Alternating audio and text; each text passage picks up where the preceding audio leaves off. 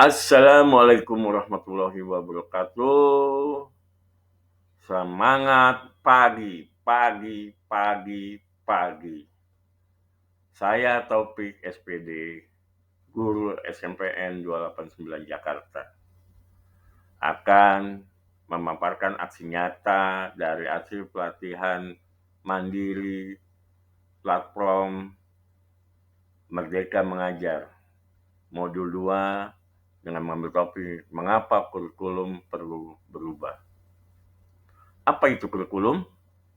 Kurikulum merupakan panduan pembelajaran pendidikan di mana dapat dimaknai sebagai titik awal sampai titik akhir yang menyediakan pengalaman belajar untuk perubahan perilaku peserta didik. Kurikulum itu kompleks dan multidimensi. Kurikulum itu dapat diibaratkan sebagai jantungnya pendidikan. W. B. Yeats pernah berkata bahwa pendidikan bukanlah mengisi, tetapi menyalakan api. Api pendidikan. Peran dan fungsi kurikulum dalam pendidikan. Kurikulum mengambil peran sebagai pedoman dan acuan dalam pembelajaran. Sementara kurikulum berfungsi untuk memandu dalam proses belajar peserta didik. Menurut Ralph Tiller, konten kurikulum terdiri dari 4 poin. Poin pertama, tujuan. Poin kedua, konten. Poin ketiga, metode. Poin keempat, evaluasi. Tahukah bahwa kurikulum bersifat dinamis? Kurikulum harus bersifat dinamis, berkembang menyesuaikan kondisi. Kurikulum tidak dapat dipergunakan dalam waktu terus-menerus, karena dunia akan terus berubah. Demikian juga, dunia pendidikan sebagai pilar utama dalam membangun dan mendidik generasi muda harus ikut berubah. Apa sih pentingnya kurikulum berubah? Untuk menyesuaikan dengan kebutuhan peserta didik dan perkembangan zaman. Kurikulum yang baik adalah kurikulum yang sesuai dengan zamannya dan terus dikembangkan atau diadaptasi sesuai dengan konteks dan karakteristik peserta didik. Membangun kompetensi sesuai dengan kebutuhan mereka kini dan masa depan. Kurikulum harus selalu berubah agar sesuai dengan perkembangan zaman, apalagi masa sekarang ini, di mana ilmu pengetahuan dan teknologi informasi telah berkembang pesat dan pembelajaran akan membosankan tanpa adanya perubahan. Bukankah tugas kita untuk menyiapkan para peserta didik dalam menghadapi zaman yang baru, zaman yang sama sekali berbeda dengan zaman kita dahulu? Kenapa berbeda? Ada contoh perubahan perbedaan tadi. Dahulu, pada generasi awal, untuk membuat sebuah dokumen, mereka masih menggunakan mesin tik manual. Penggunaan komputer pun hanya terbatas pada sistem DOS. Penyimpanan atau storage masih menggunakan floppy disk. Namun zaman sekarang, generasi Z dilahirkan dengan teknologi canggih. Penggunaan handphone, tab, komputer bukan sesuatu lagi yang asing bagi mereka. Bahkan balita pun sudah paham tentang handphone. Cita-cita.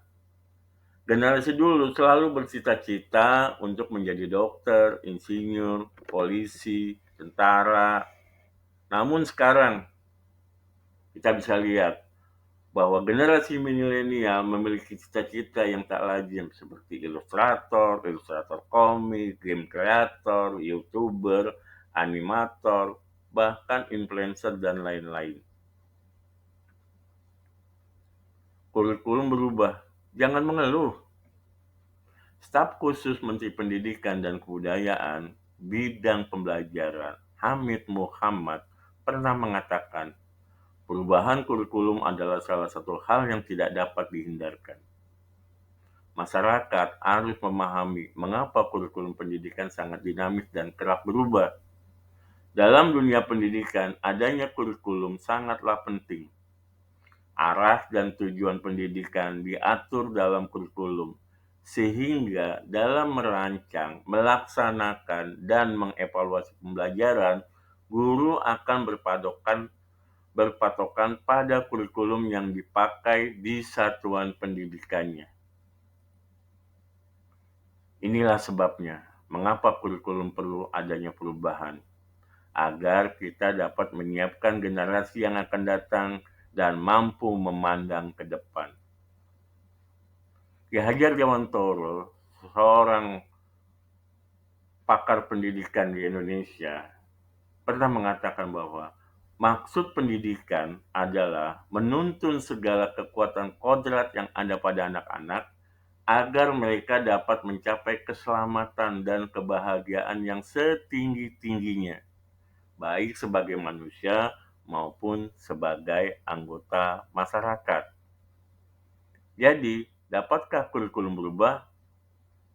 Kurikulum operasional satuan pendidikan harus bersifat dinamis, artinya dapat diubah sesuai perubahan dan perkembangan budaya dan zaman. Selain mengikuti zaman yang sudah diadaptasi sesuai dengan lingkungan geografisnya.